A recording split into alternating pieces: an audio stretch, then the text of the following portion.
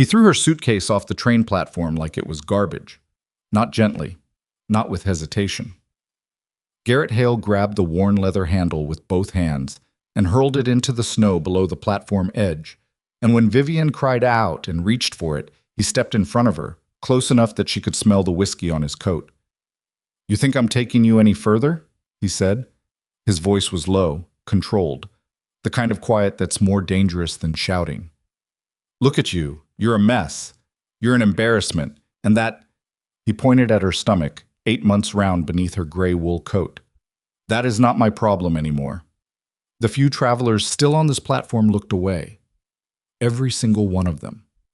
Vivian stood there in the freezing wind, 37 years old, 8 months pregnant, with nothing but a suitcase half buried in snow and a man who had just erased her from his life in under 30 seconds. If you were standing on that platform, if that wind was cutting through your coat, if your name had just been thrown away like something spoiled, what would you do? Before we go any further, if this is your first time here, please take a moment and hit that subscribe button. Stories like Vivian's are why this channel exists, and I don't want you to miss a single one. Drop a like if this already has your heart pounding, and tell me in the comments, what city, what country are you watching from right now? I want to see how far this story travels. Now let's go back to that platform, because what happens next changes everything. It had started snowing around 2 in the afternoon. By the time the westbound train from Mill Haven pulled into Frost Hollow Station, the flakes were coming down sideways, driven by a wind that didn't care who it hit. The station itself was barely a building, a low wooden structure with a potbelly stove that had gone cold hours ago and a hand-painted sign above the door that someone had nailed up crooked and never bothered to fix. Frost Hollow.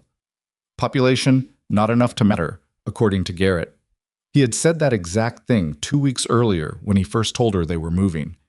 "This is a temporary stop, Viv. A few months at most. I've got business out there. You'll come with me, we'll get settled, and then we figure out the rest."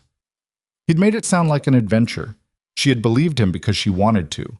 Because at 37, 8 months along, with no family left to speak of, and a rented room in Mill Haven she could barely afford, she had run out of better options. And Garrett Hale, for all his faults, and she had known, even then, that there were faults, had been the only person in 2 years who had made her feel like she wasn't entirely alone. That was the thing about Garrett. He knew exactly how much rope to give a person before he pulled it back. On the train, he'd been different, quieter. He sat across from her in the compartment and looked out the window for most of the 6-hour ride, his jaw set, his fingers tapping against his knee, in that particular rhythm that she had learned meant he was calculating something. She had tried twice to start a conversation, once about the baby, once about where they'd be staying in Frost Hollow, and both times he had answered in 2 words or less and gone back to the window. She told herself he was tired. She told herself a lot of things. When the train slowed and the conductor called the stop, Garrett stood up before it had even come to a full halt. He pulled his own bag down from the overhead rack, his alone, a large brown duffel that he'd packed himself and kept on his side of the compartment the entire journey. He did not reach for her suitcase. He did not offer his hand. He moved toward the compartment door and paused with his back to her. "Come on," he said. "Don't make it slow." She had to manage the suitcase herself. It wasn't easy, 8 months along, her lower back burning the way it had been burning for the past 3 weeks, the weight of the bag pulling at her shoulder. She made it to the platform steps and had to take them one at a time, one hand on the railing, and when she finally stepped off onto the wooden boards of the Frost Hollow platform, Garrett was already 6 feet away, standing in the snow with his duffel over his shoulder, looking at something she couldn't see. Or someone. She noticed the woman a half-second later. She was standing at the far end of the platform, near the station door, younger than Vivian, dressed well, too well for Frost Hollow, in a dark coat with a fur collar, holding a carpet bag, and watching Garrett with the kind of calm familiarity that doesn't come from a first meeting. Vivian's brain processed it slowly, the way a body resists pain before it registers. No. Garrett walked toward the woman without looking back. Just walked, steady and purposeful, like he'd been walking toward her for months. Because Vivian understood now, her stomach dropping through the platform floor, he had been. Garrett, her own voice surprised her, came out steadier than she felt. He stopped, turned, and on his face was something she hadn't expected. Not guilt, not even cruelty, but a kind of flat impatience, like she was a delay he had already accounted for. "Don't," he said. "Don't?" She couldn't help it, a short, disbelieving breath of a laugh. "Don't? Garrett, I'm 8 months. I know what you are." He walked back toward her, not close, just close enough to keep his voice low. The woman at the far end of the platform had turned slightly away, as though granting them the courtesy of not watching. "I've been trying to figure out how to do this for 2 months, Vivian. I'm doing it now. I'm sorry it's here. I didn't plan it this way." "You didn't—" She stopped, pressed her lips together. Her hand had gone to her stomach without her deciding to. "Where am I supposed to go?" "Garrett, I have $4.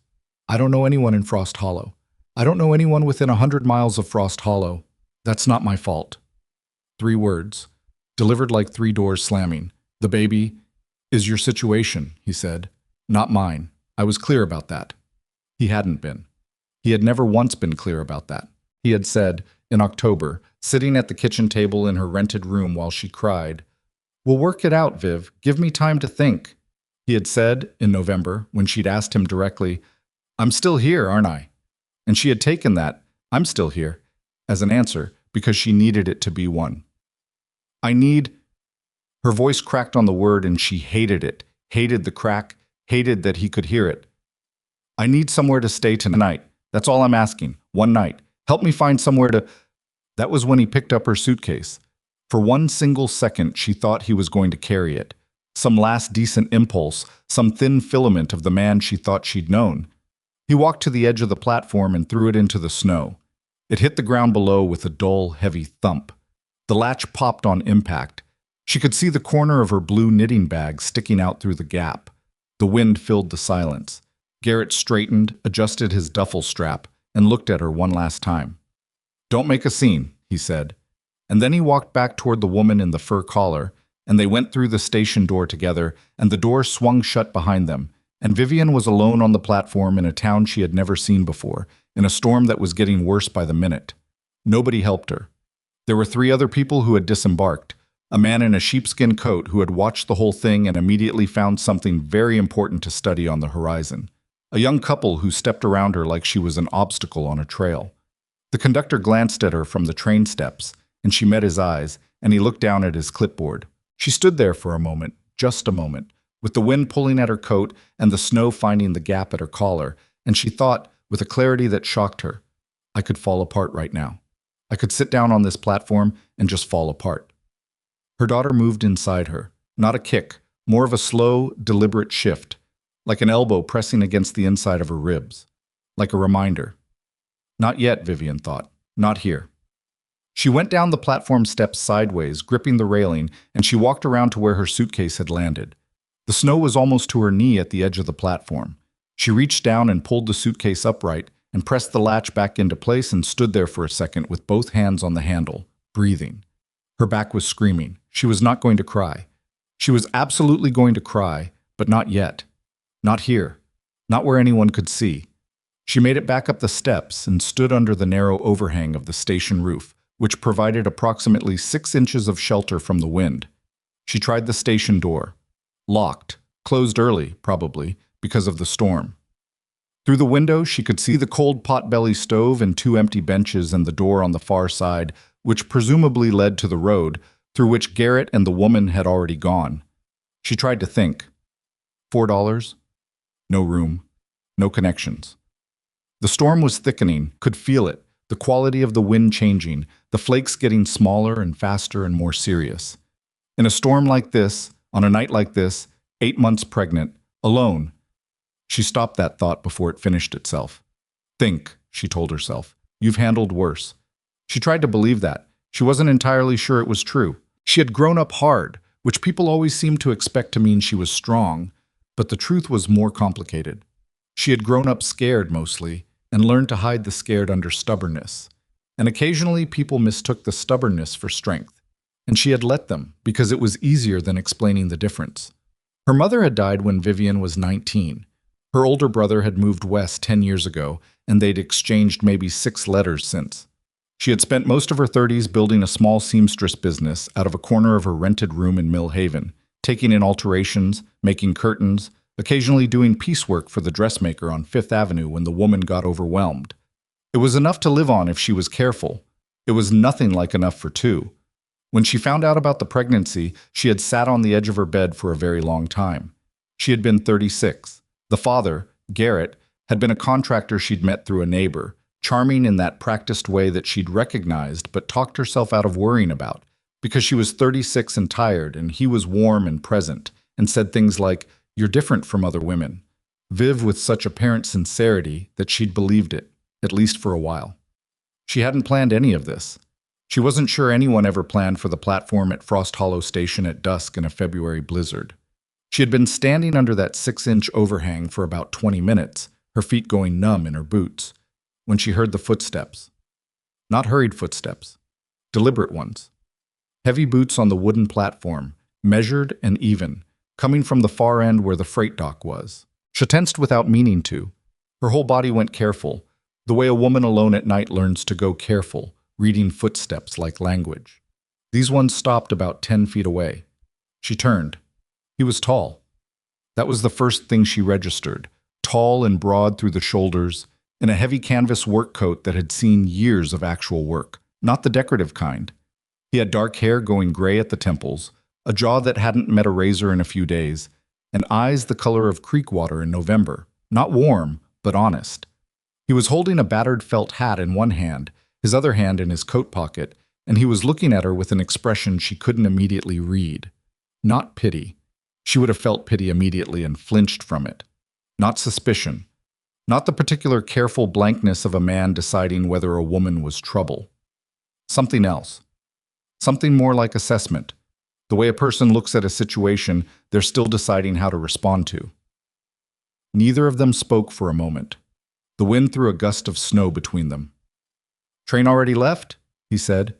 His voice was low, a little rough, like a man who didn't use it more than necessary. "Yes," she said. He nodded slowly, like that confirmed something. His eyes went to the suitcase at her feet, to her coat, to her face. "You know someone in town?" he said. "No." Another pause. He put his hat back on, pulling the brim down against the wind. "Station's closed," he said. "Closes at 5 in winter. Hartley's boarding house is 2 miles east, but the road's going to be bad in another hour." He paused. "You've got maybe 40 minutes before the storm gets serious." "I know," she said, though she hadn't known the exact timeline. She did know that standing here much longer was its own answer. He looked at her for another moment. Just looked. Like a man who was used to thinking before speaking and wasn't in any particular hurry to change that habit. "My place is 10 minutes by wagon," he said. "North Road. I've got a spare room. Stove's been burning all day." A pause. "I'm not asking anything for it." It was the last sentence that did it. Not the offer itself. She had learned, at considerable cost, to be suspicious of offers. But that last sentence, "I'm not asking anything for it," said flatly, without emphasis, like a simple fact. The way a man states something he considers obvious and doesn't feel the need to dress up. She looked at him, tried to find what was underneath the words. "I don't know you," she said. "No," he agreed. "You don't." He didn't add anything to that. Didn't try to reassure her. Didn't list his credentials. Didn't explain why she should trust him. He just stood there in the wind and waited, like a man who understood that some decisions can't be rushed and some distances can't be crossed for someone else. The cold was in her feet now. Her lower back had moved from screaming to a low, mean throb that she knew from experience meant she needed to sit down soon. Her daughter shifted again, that same slow, deliberate movement, elbow against ribs. "Silas Rowan," he said. He said it like a person offering a piece of themselves, not a credential. "I've got a ranch about 4 miles north. I came in for feed and the storm caught up with me." He glanced toward the freight dock. "Wagon's already loaded." She picked up her suitcase. "Vivian Mercer," she said. He nodded once. Then he turned and started walking toward the freight dock, not fast, not slow, leaving a gap beside him that she could either fill or not. Like he'd already made the offer and considered it done, and the rest was her choice. She followed him. The wind pushed at her back the whole way, like something trying to help. The wagon was a working one, no cushioned seat, just a flat board to sit on, and a canvas stretched over the freight in the back to keep the snow off. He helped her up onto the seat without making a production of it, just offered a hand at the right moment and steadied her when she needed it, and didn't comment on the fact that getting onto a wagon at 8 months pregnant in a snowstorm was a two-person operation. He climbed up on the other side and took up the reins, and they pulled away from the station without another word. She held her suitcase on her lap. The horse knew the north road. She could feel that from the way it moved. No hesitation at the turns, confident in the dark and the snow, a working animal that had made this trip before. The wagon creaked and jolted over the ruts hidden under the white, and the wind came at them from the west, and she put her face down and hunched her shoulders and tried to remember the last time she had eaten anything substantial. Noon. Half a bread roll on the train. She said nothing. He said nothing. The silence between them was not comfortable exactly, but it was honest. Two strangers in a snow-dark night, not pretending to be otherwise. After a while, he said without looking at her, "How far along?" 8 months, she said. He nodded, said nothing else. 3 minutes later, he said, "There's a blanket behind the seat, left side." She found it, heavy wool, smelling of horse and wood smoke, and pulled it around her shoulders and held it closed at her throat with one fist. The warmth that crept into her from that blanket was almost more than she could stand. It hit her somewhere behind the sternum, and for a moment her eyes burned and she pressed her lips together very hard. "Not yet," she told herself again. "Not yet." The cabin appeared out of the dark about 20 minutes later. Not 10, because the road had gotten bad and they'd had to go slower. She saw the light in the window first, orange and steady, the kind of light that means a real fire, burning properly, not the thin flickering of something almost out. She stared at it all the way up the lane. He pulled the wagon to a stop near the door, and she climbed down herself, because she had learned on the way up that he would help if she needed it, and step back if she didn't, and right now she needed to do this herself. She picked up her suitcase. He unhitched the horse and led it toward a structure she could barely make out in the dark. A barn or stable, from the sound of it. "Door's unlocked," he called back. "Go in and get warm. I'll be 5 minutes with the horse." She stood in front of the door for just a second. Then she opened it and went inside. The fire in the hearth was enormous. Not reckless enormous, not burning out of control, but generously built, properly tended, the kind of fire that means someone lives here who understands the difference between heat and waste. The room was plain, wooden walls, wooden floor, a heavy table, 2 chairs, a rocking chair near the hearth, shelves with gear and tools, and what looked like a week's worth of provisions stacked in careful order. Not decorated, not comfortable in any deliberate way. Just used, honestly and thoroughly used, the way a working place gets used. She set her suitcase down. She took off her coat because for the first time in hours, she was actually warm enough to. She sat down in the rocking chair near the fire because her back demanded it, and she put both hands on her stomach, and her daughter shifted under her palms, and the fire crackled and the wind threw itself against the windows and could not get in. When Silas came back inside, stomping snow from his boots in the doorway, he looked at her sitting there and something in his face settled, some tension she hadn't even noticed until it was gone. He hung his coat on a hook by the door. He went to the kitchen side of the room. It was one large room, divided by habit rather than walls, and without asking anything, he put a pot on the stove. She heard the crack of a match, the hiss of a flame catching. "Soup," he said. "From this morning. It'll be hot in 15 minutes. She watched him work. He moved like a man who had lived alone long enough that his routines had become precise, every action in its right place, nothing wasted. There was no performance in it. He was simply doing what needed doing because it needed doing. "You don't have to feed me," she said. He looked over his shoulder, that same level creek-water gaze. "I know," he said, and that was all he said. She looked at the fire. The light moved across the wooden floor in slow, irregular pulses, and her daughter pushed against her ribs, and the soup began to make a smell in the cold room, something with onion and something smoked. And outside, the storm hit its full strength, howling at the windows with everything it had. And inside, the fire held. The soup was the kind that told you something about a person. Not fancy, not trying to be. Onion, smoked pork, dried beans that had been soaking since probably that morning. A bay leaf, black pepper that had been used generously and without apology. The broth was dark and serious, and when Silas set the bowl in front of her on the heavy table with a spoon and a half loaf of bread he'd cut, without asking how much she wanted, Vivian stared at it for a second before she picked up the spoon. She hadn't realized how hungry she was until the smell hit her. She ate in a way she wasn't proud of. Fast, not talking, not looking up, the bread torn and used to chase the last of the broth around the bowl. Her daughter seemed to approve. The movement inside her settled into something gentler, less like protest and more like accommodation, the way a baby shifts when the body it lives in finally stops running. Silas sat across the table with his own bowl and ate the same way. Not slowly, not performatively, just eating, the way a man eats when he's been working since before dawn and food is fuel, and there's nothing complicated about it. When she finished, she set the spoon down and said, "Thank you." He said, without looking up. She almost smiled. It was the least theatrical response she had received from a man in years, and she found she appreciated it more than she could have explained. He cleared the bowls when they were both done. She offered to help, and he said, "Sit," not unkindly, in the tone of someone who has assessed a situation and made a practical decision. She sat. The rocking chair near the hearth was where she ended up again, because her back left her no other reasonable option, and she watched the fire and listened to him move around the kitchen side of the room, the scrape of a pot, water being poured, the dull knock of wood on wood. And outside, the storm had settled into a deep, sustained howl that no longer sounded like it was trying to get in, and more like it had forgotten they were there. "The room," he said eventually, from across the room. "It's the door on the left. There's a bed, a lamp, a chest of drawers. The lamp's on the chest. Matches are in the top drawer." She turned to look at him. "What do you want in return?" He looked at her. Didn't seem offended by the question, seemed to understand why she was asking it. "Nothing," he said. "People usually want something." "Yeah," he said, "they do." He went back to whatever he was doing at the kitchen counter. "I don't need anything you've got." She held on to that answer and turned it over, looking for the catch.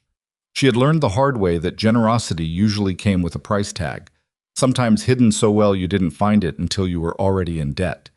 But Silas Rowan had the demeanor of a man who didn't play games, not because he was above them, but because they seemed to bore him.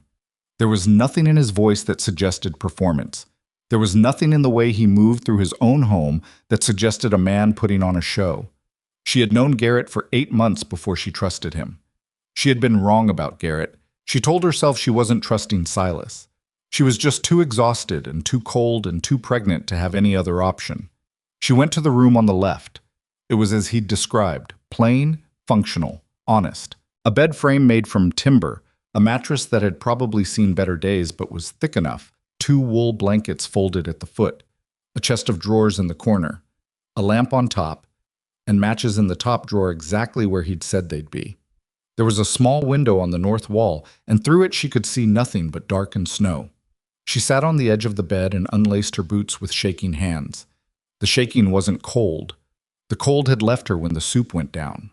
It was something else, the kind of trembling that arrives after danger has passed, when the body finally lets itself feel what it wasn't allowed to feel while it was still surviving. She pressed the heels of her hands to her eyes and breathed deliberately. In, out, in. She was not going to fall apart in a stranger's spare room. She was absolutely going to fall apart in a stranger's spare room. She didn't, though. Not fully. She sat there for a few minutes with her hands over her face, and then she moved her hands and looked at the wall and the lamp, threw soft light across the timber grain, and she thought, with a strange flat clarity, "You're still here. The baby's still here. That's enough for tonight." She didn't undress completely, kept her dress on, changed only her wet stockings for the dry pair in her suitcase, got under both blankets, and was asleep before she could think of anything else to be afraid of. She slept for 11 hours. She woke to gray light through the north window and the smell of coffee and the sound of an axe. Steady, rhythmic blows coming from outside, somewhere to the right of the cabin. She lay still for a moment, listening to that sound. The storm had passed. The wind was gone. In its absence, the world felt very quiet, the way deep snow makes everything quiet, absorbing sound like a bandage absorbs something worse. Her back hurt less than it had in 3 weeks. She found the outhouse by following a shoveled path that Silas had clearly already cleared that morning. When she came back inside, there was coffee on the stove and a cast iron pan with 2 eggs and some sort of fried potato beside it sitting on the back burner, still warm. A plate and a fork on the table. No Silas. The axe was still going, somewhere outside. She poured the coffee. She ate the eggs and the potato. She washed her own plate and her own cup in the basin, dried them, and put them back in the roughly right location on the shelf. Then she sat at the table with her coffee and thought about what she was going to do. The thinking did not go particularly well. $4. No connections within 100 miles. No way to get back to Millhaven without train fare she didn't have. No way to contact anyone because there was no one to contact. Her room in Millhaven had been rented month to month, and she'd given it up when Garrett said they were leaving. Another door closed, another bridge gone. The baby was due in approximately 4 weeks, maybe 5 if she was lucky. She had seen a doctor twice during the pregnancy, the last time in December, and had been told everything was progressing normally, which she had held on to as the one stable thing in an otherwise unstable situation. She couldn't afford to be afraid right now. Fear was expensive. She needed to be practical. She was very afraid. She was sitting there, being afraid practically, when the cabin door opened and Silas came in on a gust of cold air, stamping snow from his boots, the color high in his face from the exertion and the cold. He pulled off his gloves, saw her at the table, and gave a single nod that seemed to mean several things at once. "Good morning. You're still here. That's fine." "Coffee's still on," she said. "I see it." He hung his coat and poured himself a cup and leaned against the kitchen counter to drink it. He looked, she thought, like a man who slept well and woke early without resentment, which was a kind of temperament she didn't fully understand but respected. "I need to figure out a plan," she said. "Okay," he said. "I can't stay here." He looked at her over the rim of his cup. "Why not?" She blinked. She had expected resistance, or negotiation, or at minimum a list of conditions. She had not expected "why not?" delivered as a simple question. "Because I'm a stranger," she said. "Because I have $4 and no way to pay you back. Because I'm 8 months pregnant, and in about 4 weeks I'm going to need a doctor, and I'm not—" She stopped. Reset. "I'm not your problem." "Didn't say you were," he said. "I said, why not?" He set his cup down. "The road to Frost Hollow is still going to be rough for 2-3 days after a storm like that. You can't walk it. I'm not putting you on the wagon in this cold." He said this as statement of fact, not chivalry. "So the question of you leaving in the next few days isn't really a question. It's just weather." She stared at him. "After that," he said, "we can figure out the rest." She didn't know what to do with a man who spoke about her situation the way he'd speak about a fence that needed mending, not with drama, not with imposition, just as a thing that was true and therefore had to be dealt with. "I can," she said. "I'm a seamstress. I can take in mending, alterations. If there are people in Frost Hollow who need it, probably are," he said. "And I cook.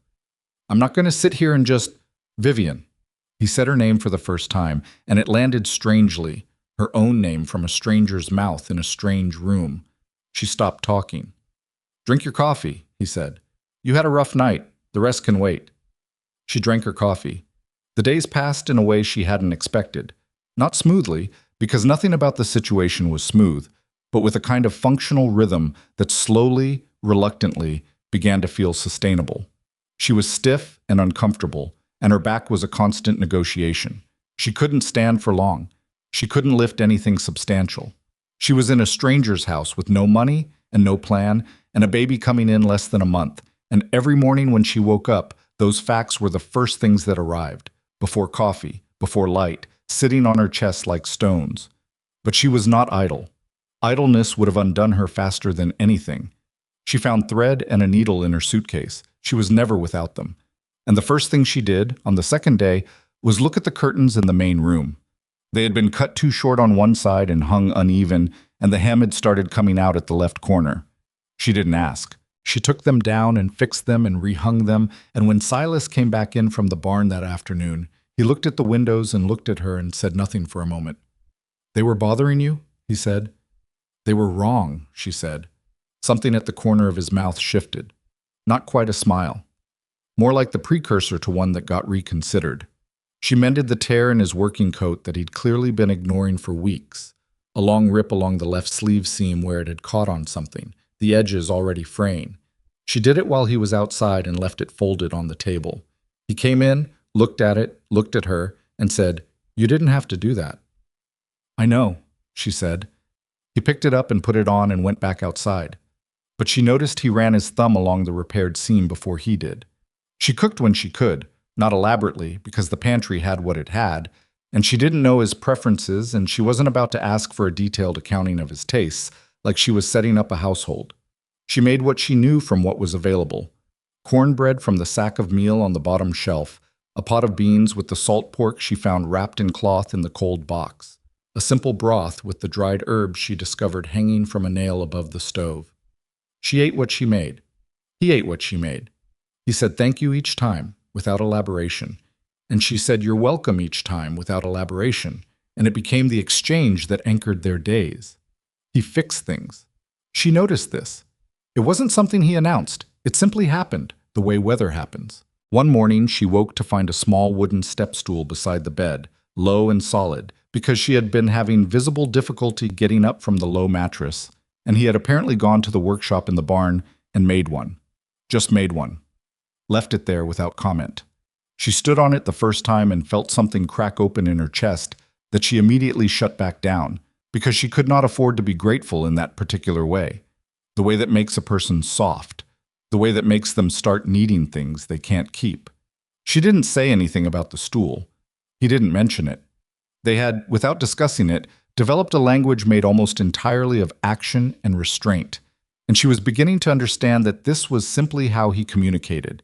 Not coldness, not indifference, but a kind of deep discomfort with the decorative. He said what needed saying and did what needed doing and left the rest alone. She was not used to this. She had spent years around people who performed their feelings loudly and delivered on very little. On the fourth evening, she made a mistake. She'd been standing at the stove stirring the bean pot when the cramp hit her. Not labor, she knew what it was. The baby pressing on something it shouldn't, a practice run her body had been doing for the past week. But it was sharp enough that she made a sound and grabbed the edge of the stove, and her elbow caught the handle of the pot, and it tilted and the hot broth sloshed over her left hand. She swore, a real word, a short, ugly one, and yanked her hand back. Silas was across the room in 3 seconds. She hadn't even heard him move. He took her hand by the wrist, not rough, just quick and sure, and looked at the burn, a red patch across the back of her hand, no blistering, not serious, and said nothing, just turned to the water basin and put her hand in the cold water and held it there. She was shaking again. Not from the burn. "It's fine," she said. "It's not bad." "I know," he said, "but you keep it in the water anyway." She kept it in the water. He stood there holding her wrist in the basin, not looking at her hand in the water, like a man whose attention is entirely on the practical matter in front of him and nothing else. "The pot didn't tip completely," he said. "No, I caught it." She paused. "Most of it." "Good." He held her hand in the water for another 3 minutes by her count. Then he dried it with a clean cloth and looked at it again and said, "Got some salve in the chest in my room, if it starts to sting." "I'll be fine. Offer stands." He went back to where he'd been sitting. She finished making dinner. Her hand stung, but not badly. And the thing that was undoing her was not the burn or the stinging or the cramp that had caused it, but the fact that he had crossed that room so fast, without thinking, and the way he'd held her wrist in the basin, practical, steady, careful, like she was something worth being careful with. She ate dinner with her burned hand in her lap and reminded herself about the price tags that come on generosity. But the stool was by her bed, and the curtains hung even, and his coat was whole, and she was warm. On the 6th day, she asked him about the ranch. They'd been sitting after dinner, a habit they'd fallen into, her in the rocking chair by the fire, and him at the table with a piece of tack he was repairing, and the silence had settled into something almost comfortable, the way silence does between people who have stopped performing for each other. "How long have you been out here?" she asked. He looked up from the leather he was working, considered the question like he considered most things, without rushing it. 9 years, he said. "Alone?" A beat. "Mostly." He looked back at the tack. "Had a man work the cattle with me for about 3 years. He moved on." Another pause. "My wife passed before I came out here." She hadn't known. It shouldn't have surprised her. A man this age, this alone, usually had a history that accounted for it. But the flat way he said "my wife passed" hit her somewhere under the ribs. "I'm sorry," she said. "It was a long time ago," he said. The tone didn't invite more questions, but it wasn't closed exactly, more like a door left shut but not locked. Do you have children? She asked. He set the tack down. His hands stayed on the table and he looked at the fire, and for a moment he was somewhere else entirely. No, he said. We didn't. Another pause. Never got the chance. She didn't say she was sorry again. She had the sense that he'd heard it enough and that what he wanted was for the weight of it to be acknowledged without being commented on. So she just looked at the fire with him for a moment, both of them in the same silence, which had changed quality slightly. No longer the silence of two strangers being careful with each other, but something older and more tired. I lost my mother when I was 19, she said. She didn't know why she offered it. Maybe because he'd given her something and it seemed wrong not to give something back. My father left before that. I've got a brother somewhere west, but we're not… She paused. We don't really know each other anymore. He nodded, picked up the tack again. People get scattered, he said.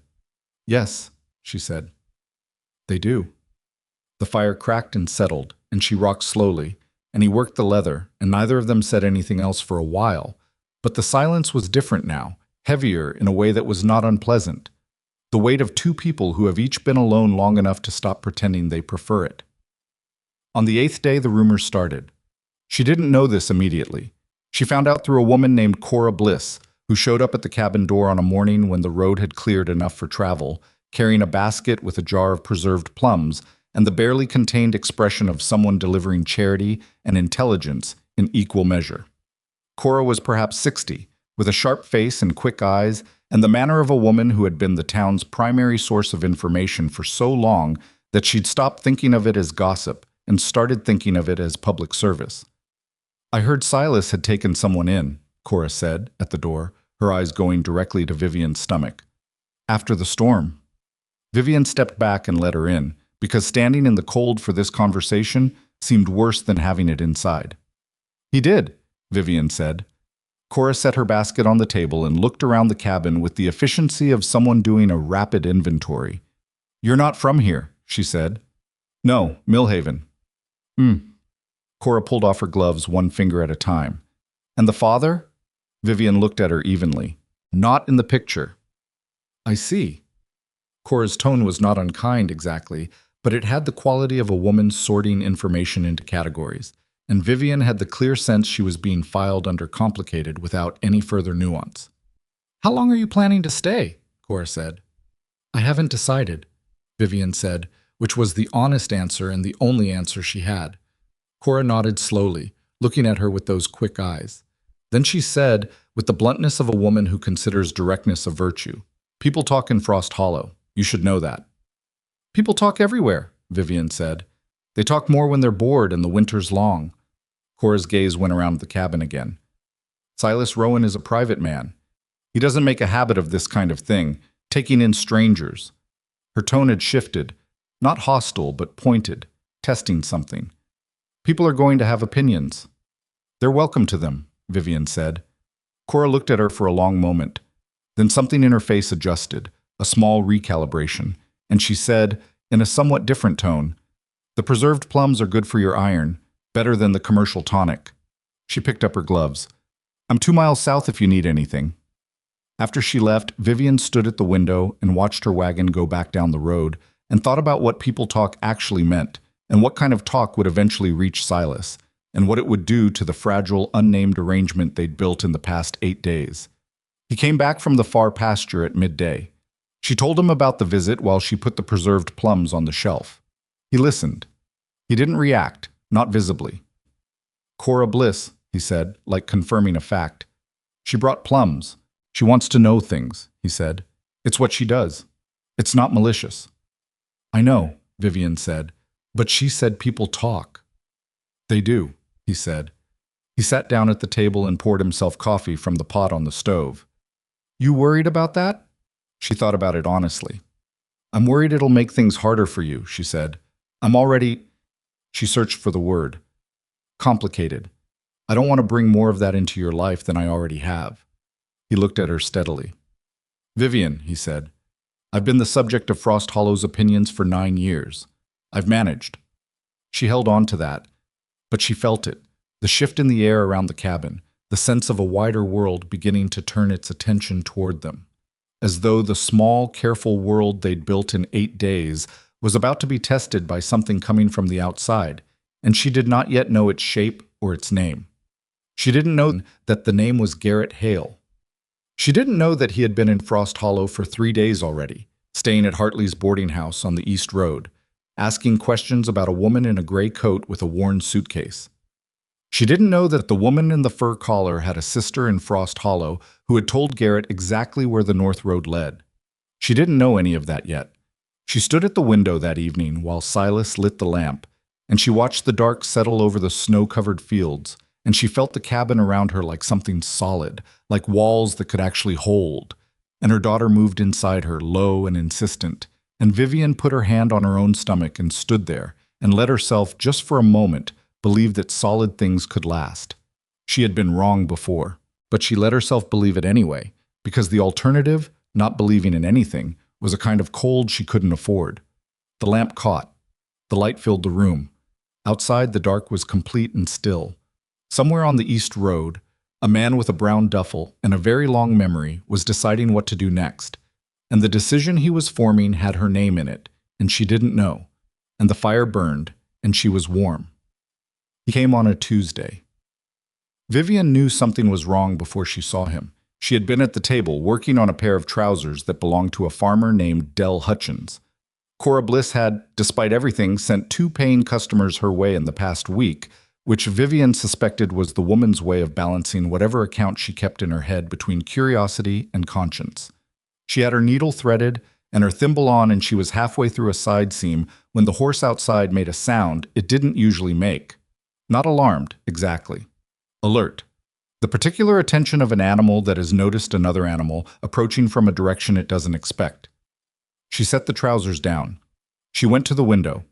The wagon coming up the North Road was not a wagon she recognized, and the man driving it was not someone from Frost Hollow, and she knew that before she could see his face clearly, knew it from the way he sat. A particular posture, shoulders back, chin forward, the body language of a man who has decided in advance that whatever he is coming to do is justified. Her stomach dropped through the floor. Garrett Hale. He had not changed in 3 weeks. He looked exactly the same brown coat, same set to his jaw, same quality of arriving somewhere like he owned it slightly more than whoever was already there. He pulled the wagon to a stop in front of the cabin and sat for a moment, looking at the building, doing some internal accounting she couldn't read. Then he climbed down. Vivian stepped back from the window. Her heart was going fast and ugly in her chest, and her hands had gone cold, which happened when she was frightened, and she was not going to pretend she wasn't frightened. She looked at the cabin door. She looked at her sewing on the table. She looked at the door to the back where the bedroom was. And then she looked at the door to outside, and she thought very fast through a set of options that all had problems. The knock came. 3 times. Deliberate. She stood very still. Vivian. His voice through the door, flat and familiar and exactly as she remembered it, that controlled quiet. I know you're in there. The smoke's going. She breathed in, breathed out. She opened the door. He looked at her, and then at her stomach.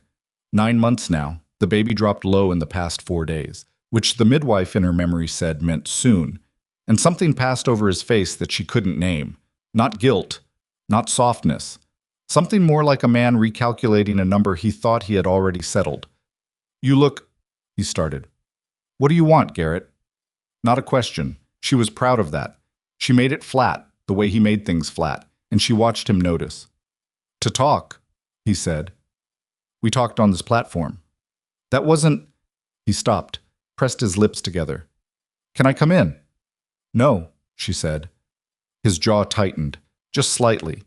The micro-expression of a man who is not used to being told no and has learned to control his reaction to it, but has never actually fixed the reaction itself. Vivian, be reasonable.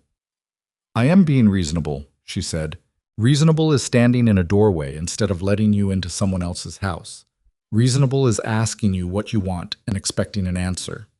He looked past her into the cabin, taking inventory of it, the table, the fire, the sewing on the table, the arrangement of someone who has been living somewhere, not just passing through. Whose place is this? He said. That's not your business. Is it a man's? She didn't answer. She watched him arrive at the answer himself, watched the muscle in his jaw do the small tight thing it did. You moved in with a man, he said. I was left on a platform in a blizzard, she said, at 8 months pregnant, by you. I explained, you threw my suitcase into the snow, Garrett, in front of people. Don't. She put her hand on the doorframe, not to steady herself, but to have something solid under her palm. Whatever you've come to say it, and then leave. He was quiet for a moment. The wind moved across the snow in the yard, and somewhere behind the cabin, she could hear the horses in the pasture.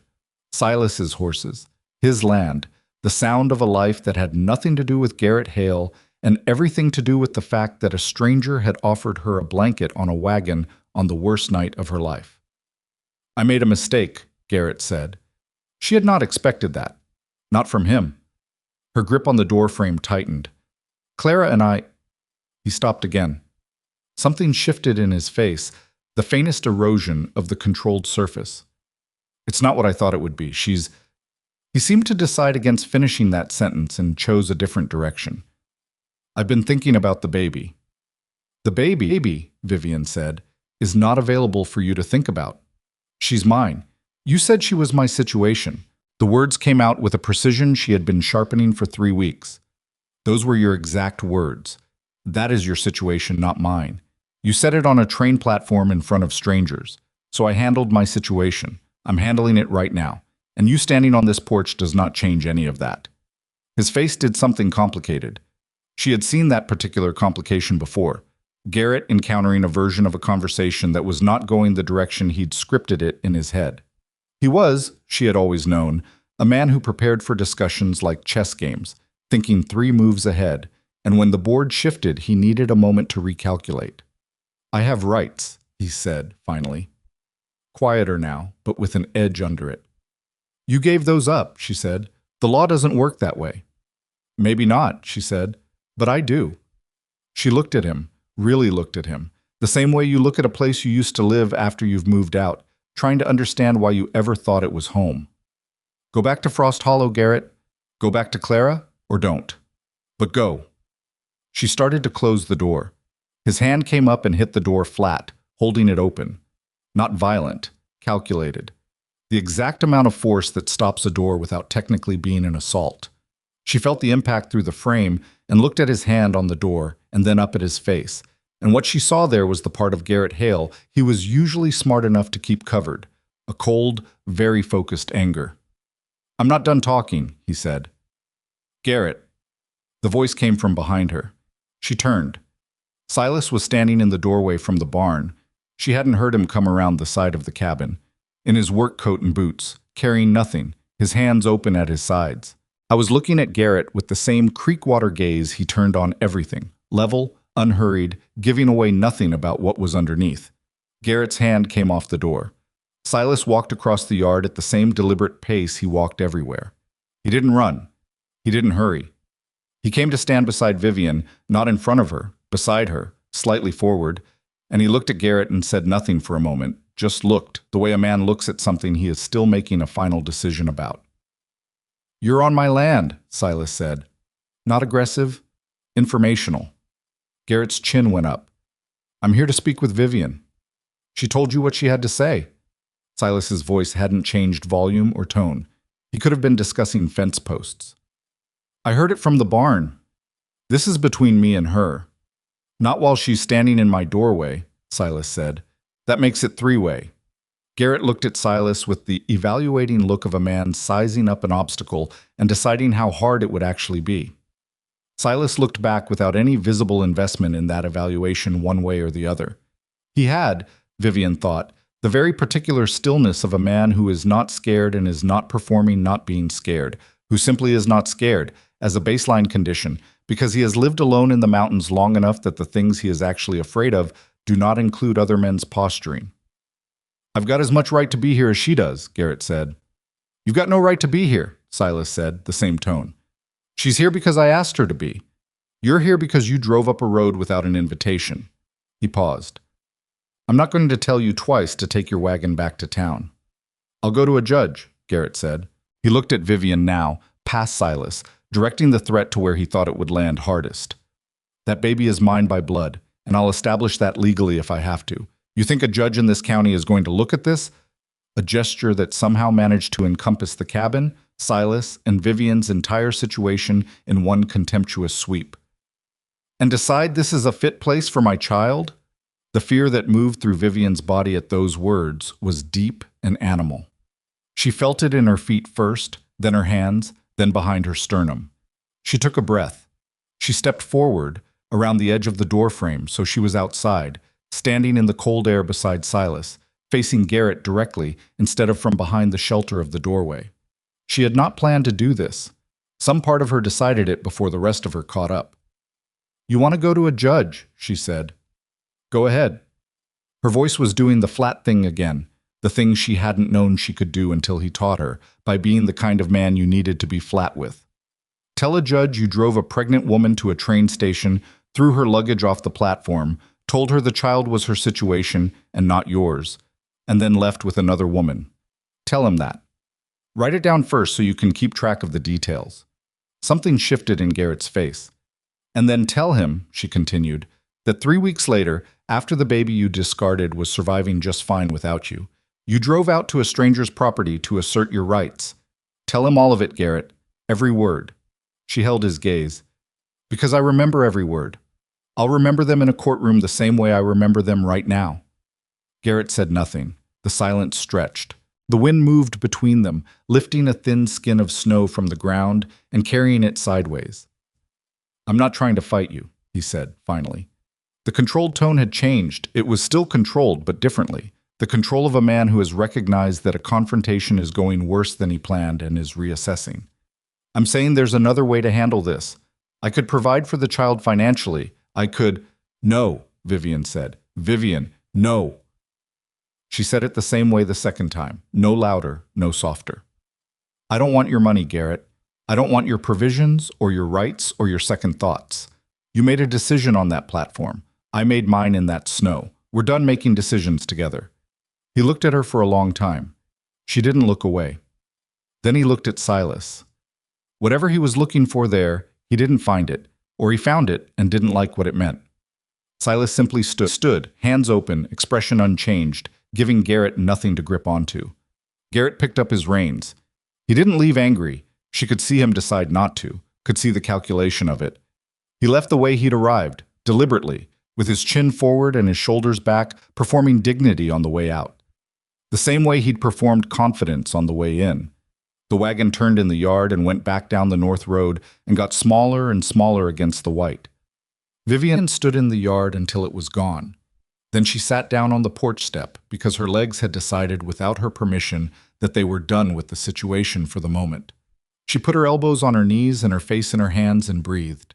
Silas sat down on the step beside her, not touching her, just there.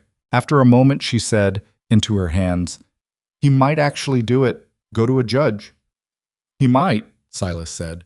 "Would that—" She lifted her face. "I don't know how that works out here. The law, I mean. For a woman in my situation." He was quiet for a moment, honest rather than reassuring. "It's not always fair," he said. "I won't pretend it is." "Great," she said. "But you said true things," he said. What you said to him. Those were true things, and you said them in front of a witness." He glanced at her sidelong. "That counts." She looked at her hands in her lap. Her left hand, the burn had healed mostly, just a faint pink patch remaining. Her right hand was holding the left without her having decided to do that. "Thank you," she said, "for coming when you did." "I was already coming in for lunch," he said. She looked at him. He was looking at the road, the receding wagon, the empty snow. "Right," she said. The corner of his mouth did the thing it did. She went back inside because the cold was becoming serious, and she picked up the trousers she'd been hemming, and she sat back at the table and found the place in the seam where she'd stopped, and she kept sewing. Her hands were not entirely steady, but they were close enough. She finished the trousers that afternoon and started on the jacket that had come with them, and by the time the light was going, she had herself more or less reconstructed. The fear packed back down into a smaller shape, the edges of it tamped smooth. It was still there. It would be there for a while. But she had learned over the past month that fear was not the same as helplessness, and that there was useful work between them. 3 days passed, then 4. Garrett did not come back. She told herself this was fine. She half believed it. On the 5th day after Garrett's visit, Cora Bliss came back. This time, without preserved plums, and with her mouth set in a particular way that meant she had information she had been wrestling with and had decided to deliver. She sat at the table with coffee, and she looked at Vivian across it, and she said, "Garrett Hale spoke to people in town." "Which people?" Vivian said. "Hartley. The man at the feed store. Reverend Cross's wife, though I don't think she'll carry it far." Cora wrapped both hands around her cup. "He said you'd abandoned him, came out here with another man." She paused. "Said the baby was a matter he intended to pursue through proper channels." Vivian felt the anger move through her, clean and specific. "He threw my suitcase off the platform," she said, "in front of the people who were on it." "I know," Cora said. "Then why—" "Because he's saying it first," Cora said, patient and blunt. "And he's saying it to men who know him a little and don't know you at all. That matters, whether it should or not." She set her cup down. "I'm not telling you this to frighten you. I'm telling you because you need to know what's in the water before you wade into it." Silas came in from outside partway through this conversation, caught enough of it to understand what was being said, and sat down at the far end of the table without interrupting. He listened. He said nothing until Cora was done. "Who's the judge in this county?" he said. "Aldrich," Cora said. "Frederick Aldrich. He's been on the bench 12 years. Fair man, mostly, but—" She glanced at Vivian. "Old-fashioned in some of his thinking." "Does he know Garrett Hale?" "Not that I know of." Silas nodded slowly. Thought. "Then it's a matter of who makes the better argument," he said. "And Vivian's argument is better. Arguments need to be made by someone," Cora said, meaningfully. "I know a man in Harrow who does legal work," Silas said. "I'll send a letter this week." Vivian looked at him. He was already looking at her. "You don't have to—" she started. "I know," he said. The same 2 words he always said to that. She was beginning to understand that "I know" was how he said "I'm doing it anyway." Cora left with the particular satisfied energy of a woman who has discharged a difficult duty and is at peace with it. After she was gone, the cabin was quiet for a while, the fire the only sound. Then it happened. Vivian was standing up from the rocking chair. She'd sat down while Cora was talking and now needed to move because her back was building up to the particular deep ache that meant she'd been still too long. And she stood, and the pain that arrived was not her back. It was low, definitive, a kind of pressure turning to grip that she had been told about and read about and spent the last month unconsciously bracing for. And when it arrived, she recognized it immediately, even as some part of her brain said, "Not yet. Not now. It's too soon. It's barely 9 months." 9 months. It was 9 months. The doctor in Millhaven had said late February or early March. It was late February. She gripped the back of the rocking chair. "Silas," she said. He was at the kitchen counter. He turned at the tone of her voice. One word, her voice completely level, which was apparently enough, because he crossed the room in 3 steps and was there before she'd had to say anything else. "It's starting," she said. He looked at her. His face did not do the thing she had half expected, panic or the male version of helplessness that she'd seen in other men faced with female bodies doing things male bodies don't do. He just looked at her with that steady, level gaze, like a man taking accurate stock of a situation before deciding how to move. "Okay," he said. "How bad?" "Not bad yet." She breathed through the end of it. "But it's real. It's not a practice one." "The midwife's Mrs. Farrow," he said. "She's in Frost Hollow, 3 miles south." "I know." Cora had given her the name 2 weeks ago, pressed it on her like a practical gift. "The road's clear. Hasn't snowed in 5 days." He was already moving, coat from the hook, hat from the shelf, moving with the same precision he brought to everything. Nothing frantic, nothing wasted. "I'll get the wagon. I need you to— Can you sit in the rocking chair until I come back?" "I'm not made of glass," she said. "I know that," he said, pulling on his coat. "I need you to sit down so I don't have to worry about you falling while I'm hitching the horse. There's a difference." She sat in the rocking chair. He was back in 8 minutes.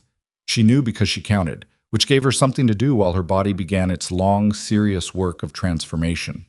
The contractions were mild and irregular. She knew from everything she'd read and been told that this could go on for hours, that first labors especially take their time. But each one was unmistakably real, a tightening that started in her lower back and moved around to the front, squeezing, then releasing. In the rocking chair between contractions, she thought about her daughter. She had been avoiding this, avoiding thinking about the baby as entirely real and present and almost here, because it had seemed, all these months, like a dangerous thing to do. To want something completely. To let yourself believe in something completely, before it was safely in your arms. She had wanted to protect herself from that particular loss, the way she'd trained herself to not fully believe in Garrett, even in the good months, because some part of her had always known. But her daughter was almost here. The evidence was irrefutable and arriving in waves. Hold on a little longer, she thought. Let us get somewhere first. Silas helped her to the wagon with one hand steady at her elbow, and she didn't argue this time, and they started down the north road toward Frost Hollow. They were 1 mile out when the snow started. Not the polite, occasional snow of the past week, the kind you brush off your shoulders. This came in fast and sideways, sudden and complete, the way winter sometimes remembers itself in late February and decides it hasn't finished. The temperature dropped 10 degrees in the time it took to travel a quarter mile. Silas pulled his coat tighter with one hand and kept the reins in the other and said nothing, but she felt him make the calculation, felt it in the slight change in the horse's pace, in the way he was looking at the sky, and then the road, and then the sky again. "How far?" she said. 2 miles, he said. "Maybe a little more." She had a contraction. She gripped the edge of the seatboard and breathed through it, and when it passed, she said, "How bad is the snow going to get?" He was quiet for a moment. "Bad," he said. The road became difficult fast. The snow was laying down in a way that was covering the ruts and the markers and flattening the world into white uniformity, and the horse, a solid, experienced animal, began to slow without being asked, choosing its footing with increasing care.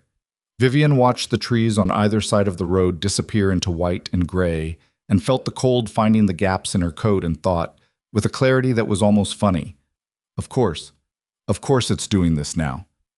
Another contraction, stronger than the last, closer to the last. She gripped the seat and did not make a sound. "Vivian," Silas said, "I'm fine." "How close?" She counted backward to the last one. "Maybe 6 minutes." He made a decision. She could feel it. He pulled the horse to a stop, in the middle of the road, in the increasing snow, and sat for a moment looking forward and then looking back the way they'd come. "We're not going to make it to Mrs. Farrow," he said. She had already known this, had been waiting for him to say it out loud. "I know," she said. He turned the horse. Going back was marginally easier. The horse knew that direction, knew it led to the barn in warmth, and moved with more confidence. But the snow was coming harder, and the road was going faster, and Vivian counted 4 contractions on the return trip, each one a little tighter, a little more demanding. By the time the cabin appeared through the white, she was gripping the seatboard with both hands. He got her inside. He got the fire going higher. It had banked while they were out, and he rebuilt it fast, knowing exactly what it needed, no wasted motion. He got the bedroom lamp lit. He pulled the blankets back. "Tell me what you need," he said. She was sitting on the edge of the bed, working through a contraction with her eyes closed and her jaw locked. When it passed, she opened her eyes and looked at him. This man she had known for less than 3 weeks. This quiet, careful, undemonstrative man who had made her a step stool and fixed her curtains and stood between her and Garrett Hale without flinching, and she said, with a calm she was mostly manufacturing but partly finding, "I need you not to panic."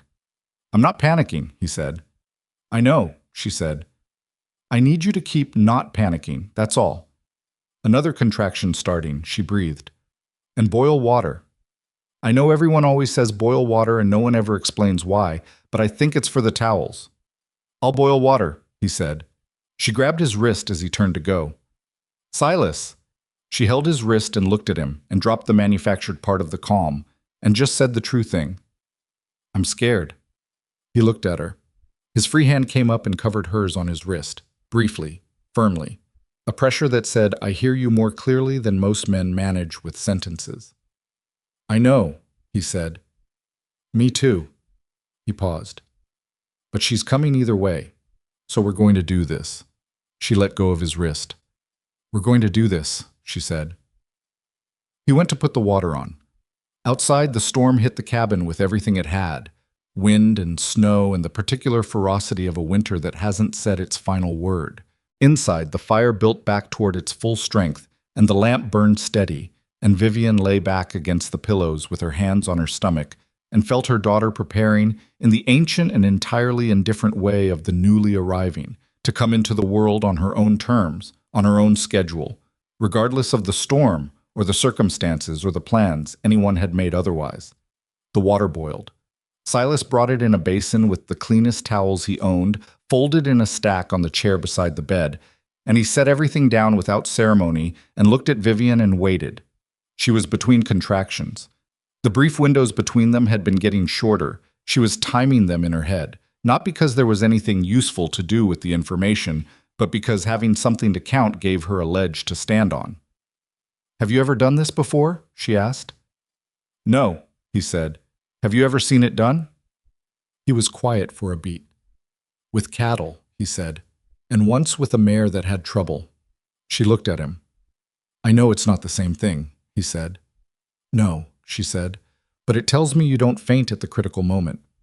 "I don't faint," he said, with such flat certainty that she almost laughed.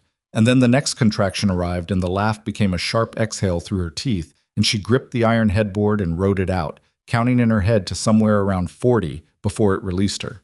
When it passed, she was sweating. The fire had built the room up warm, too warm almost, and she pulled at the collar of her dress and said, "I need to get out of this." He helped her, without awkwardness, without making it strange. He turned away while she got herself situated under the blanket and turned back when she said he could, and the whole thing was handled with the same practical absence of drama he brought to everything, and she was grateful for it in a way she wouldn't have been able to articulate. Grateful that he was not performing discomfort, not making her feel like a problem to be managed, not treating the situation as something embarrassing that had to be gotten through. He pulled the chair close to the side of the bed and sat in it. "Talk me through what you know," he said. "What I know," she repeated, "about how this works. What to expect." He was looking at her steadily. "Tell me so we both know what we're working toward." It was, she thought, possibly the most sensible thing anyone had ever said to her in a crisis. "Fine. Not, don't worry, tell me what you know." She told him. Everything she'd read, everything the doctor in Millhaven had told her in December, everything she'd pieced together from books and women's conversation, and the particular informal education that women give each other about their bodies when the men aren't listening. She talked through contractions, stopping when she had to, picking up where she'd left off. He listened and asked precise, practical questions, not anxious ones, not the questions of a man trying to reassure himself, but operational ones. When do we know it's close? What do I look for? What do you need from me when it gets hard? "When it gets hard," she said, "I'm going to be unpleasant." "That's fine," he said. "I mean it. I don't know what I'm going to say or do. I've been told women—" She paused. "People say things. During. I might—" "Vivian," he said, "I've worked with animals in distress for 20 years. I'm not going to take it personally." She looked at him for a moment. "That was almost comforting," she said. "Almost," he agreed. The hours moved strangely after that. Time went elastic, 5 minutes feeling like 20, then 40 minutes gone in what felt like a blink. The contractions organizing themselves into a rhythm that was brutal in its consistency. Silas stayed. He did not leave the room except twice, briefly, to add wood to the fire, and both times he came back within 2 minutes and sat back in the chair and was there. She asked him, somewhere in the middle of it, why he hadn't left the Frost Hollow area after his wife died. It was not the most logical moment for conversation, but she needed something to focus on other than her own body, and he seemed to understand this. "I thought about it," he said. "Thought about going back east. Going somewhere I didn't know everything." "Why didn't you?" He thought. "Because starting over somewhere else doesn't fix the thing that's wrong," he said. "It just moves the wrong thing to a new location." A pause. "I figured if I was going to be sad, I might as well be sad somewhere I could be useful." She absorbed this between breaths. "Were you? Useful?" "Eventually," he said. "Took a while." "How How long? He looked at the wall. 3 years before I stopped waking up expecting to hear her in the kitchen, he said. 4 before I stopped being angry about it. He paused. The angry part took longer than the sad part. What were you angry at? Nothing specific, he said, which makes it harder to put down. He looked at her. You doing all right? No, she said, and then the next contraction took her and she grabbed the headboard with both hands, and there was nothing for a while except the work of it, the enormous physical work that no amount of reading had quite prepared her for, the way it used everything, pulled from reserves she hadn't known she had, demanded a kind of total attention that left no room for anything else. When it passed, she was crying. She hadn't noticed starting. She wiped her face with the back of her hand and said, I'm not, that wasn't, I know, he said. He handed her a damp cloth for her face without being asked. She pressed it against her eyes and held it there. I keep thinking about the platform, she said into the cloth. Isn't that stupid? I keep thinking about standing there after he left and looking at my suitcase in the snow and thinking I had no idea what I was going to do. She lowered the cloth. And then I think... She stopped. What? He said. That it was the right place to end up, she said. She looked at the ceiling. Which is not something I expected to think. He didn't say anything, but she heard the slight shift of his weight in the chair, the quality of his silence change. The labor moved into its final stage in the deep middle of the night, when the storm outside had gone from furious to relentless, a steady, committed snow that had settled in for the long work rather than the dramatic gesture. Inside, the fire was enormous, the room close and warm, and Vivian had passed through the territory of fear and unpleasantness and come out somewhere on the other side of it, a place of pure physical focus, animal and absolute. She was not pleasant. She had warned him. She grabbed his hand at some point and held it with a grip that she distantly knew was probably painful, and she said things that were not sentences, fragments, instructions, 2 profanities that arrived without permission, and he did not flinch from any of it, just stayed, hand available, voice low when he spoke, telling her in simple terms what he was seeing and what it meant, the same way he would have managed any difficult, necessary, frightening thing. Her daughter arrived at 3:47 in the morning. There was a moment, a specific, dateable, exact moment, when the room changed, when the quality of everything in it shifted from effort to aftermath. And in that moment, in Silas's hands, small and furious and absolutely present, was a new person who had not existed in the world an instant before and now did, and would, for the rest of all time. She cried. That was the sound she made, immediately, declaratively, with tremendous force for someone so newly arrived, as though she had opinions about the transition and was not going to be quiet about them. Vivian heard that cry, and something in her chest that had been clenched for months, years maybe, released. She reached out and Silas placed the baby in her arms with the careful deliberateness of a man who understands the weight of what he's handing over, and for a moment he did not let go entirely, one hand still lightly underneath, steadying, until he was certain Vivian had her. Vivian looked at her daughter. She had not been prepared for this. Not this specifically, the particular face, the dark hair matted flat, the fists clenched, the outrage of the eyes not yet open, the impossible smallness of the fingers, the personhood of it. She had thought about the baby as a concept, as a situation, as something to protect and plan for. But she had not let herself think about her as a person, and here she was, a person, with a nose and an opinion about being cold. Hey, Vivian said. It came out barely audible. Hey, I've got you. The baby did not seem immediately reassured, but gradually, incrementally, under the weight of Vivian's warmth and voice and the heartbeat she had been hearing for 9 months, the crying softened. Not stopped, reduced. A negotiation rather than a declaration. Silas sat back in the chair. He had not said anything. He was looking at the two of them with an expression that Vivian didn't see because she was not looking at him, she was looking at her daughter. But it was there, on his face in the firelight, something open and unguarded that he would not have let anyone see if he had thought anyone was watching. He pressed the back of his wrist to his mouth for a moment, looked at the fire, looked back. She's good, he said. His voice was not quite steady. She looks good. Color's right. She's... He stopped. She's good. She's loud, Vivian said. Yeah, he said. The corner of his mouth moved. She is. The hours after were the slow work of aftermath, the things that needed doing that Vivian guided him through, practical and sequential, the midwife's work without the midwife, the two of them moving through it with the same economy they'd built over the past weeks. He was not squeamish. He did what needed doing.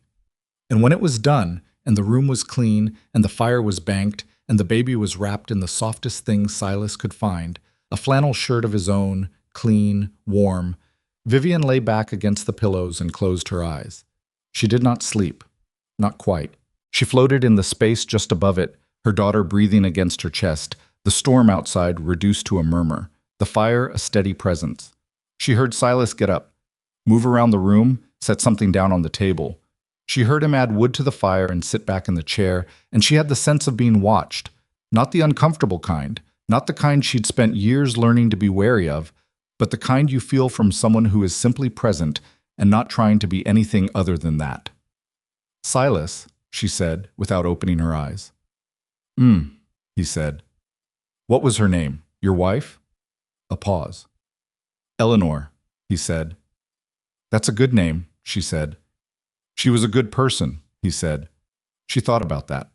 About Eleanor in this cabin, in these rooms, at this table, in some version of years she couldn't picture but could feel the outline of.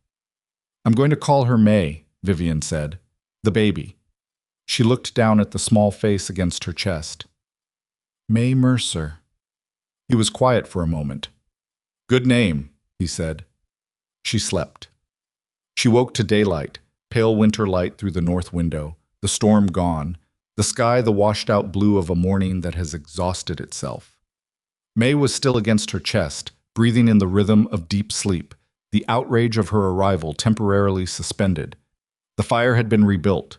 The room was warm. There was coffee somewhere. She could smell it. She lay still and looked at the window and let herself exist in the few minutes before thought arrived in force. Then thought arrived. She thought about Garrett's words. I'll establish that legally, if I have to. She thought about Judge Aldrich and old-fashioned thinking and the letter Silas had said he would send to a man in Harrow who did legal work. She thought about $4 and no room in Millhaven and a seamstress business that existed only in the past tense. She thought about May, about the absolute non-negotiable nature of May's need for stability, warmth, food, safety. The list of needs that was now Vivian's entire purpose, and that had no tolerance for the fear she'd been carrying. She thought, I cannot afford to be passive about any of this anymore. She was still thinking when the knock at the cabin door came. Not the bedroom door, the front door.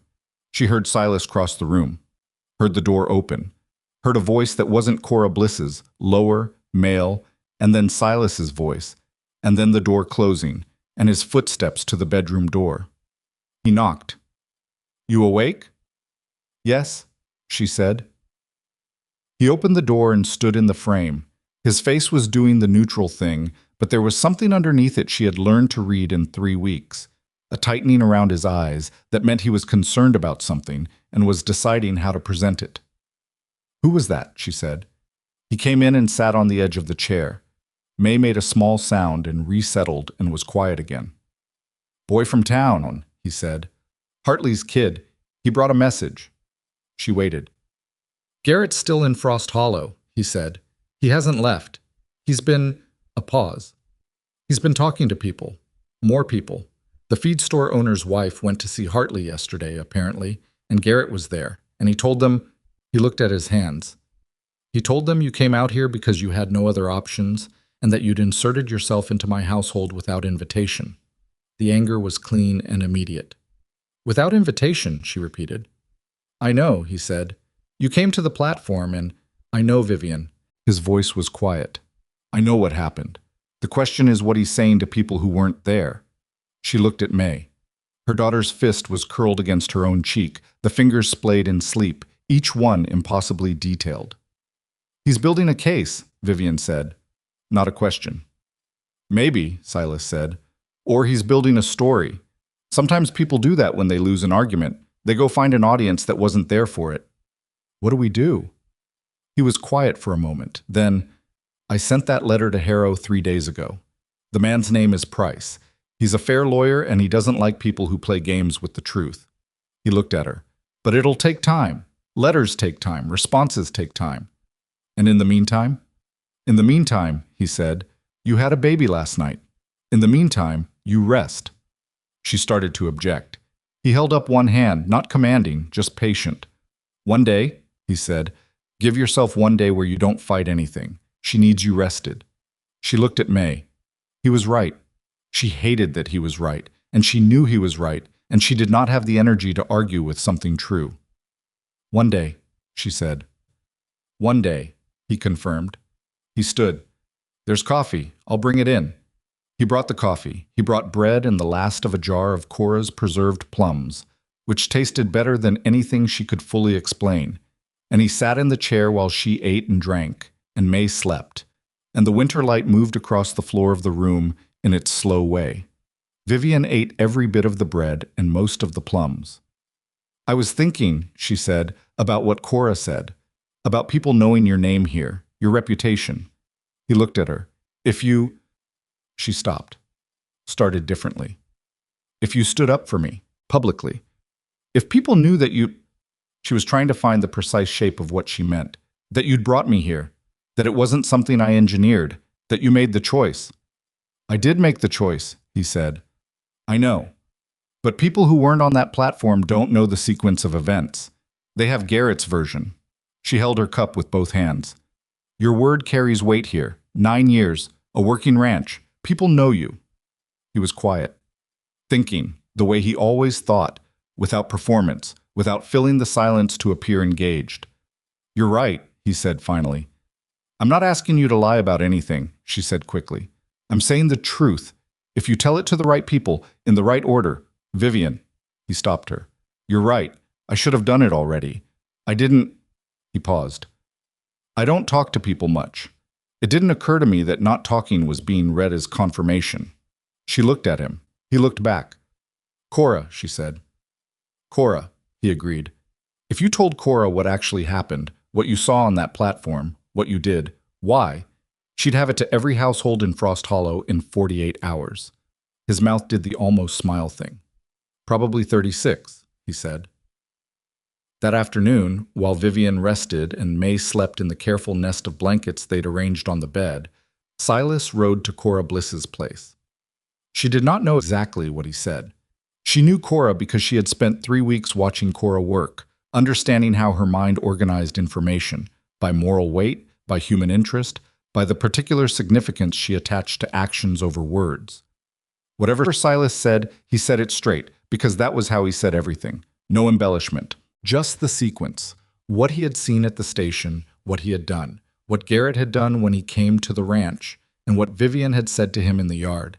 Vivian found out what it had meant 2 days later, when Mrs. Dell Hutchins arrived with a covered pot of chicken soup and the shy, resolute expression of a woman who has decided to be on someone's side and needs to demonstrate it with food. She was followed the next day by a younger woman named Ruth Prater, who had 2 small children of her own and had heard about the birth and wanted to see the baby, and who sat at the table for an hour and talked to Vivian with the practical, collegial warmth of one mother to another, and left behind a pair of knitted booties that were slightly uneven, but clearly made with effort. The town was not wholly one. Vivian did not have any illusions about that. Garrett had planted seeds, and some of them would take longer to kill than others. There were people in Frost Hollow who would always see her as the woman who had arrived in a snowstorm under complicated circumstances and attached herself to Silas Rowan's household, and no amount of Cora's efficient counter-narrative would entirely fix that. But it was different now. She could feel it differently. The air around the situation less hostile, more watchful. Watchful, she could manage. Watchful meant people were paying attention, and if they were paying attention, they would see how things actually were. She was on the porch 9 days after May's birth, in the weak February sun with May bundled in her arms and her feet up on the lower railing because her ankles were still doing something disagreeable, when the wagon came up the north road again. Her body knew before her eyes confirmed it, the same drop in her stomach, the same cold in her hands. But she did not go inside. She stayed on the porch. She pulled May a little closer against her chest, and she watched Garrett Hale's wagon come up the lane and stop in front of the cabin, and she watched him get down, and she watched him see her on the porch, and she watched something move across his face when he saw what she was holding. He stood at the foot of the porch steps. She did not invite him up them. He looked at May. He looked for a long time and she let him look, because looking cost her nothing.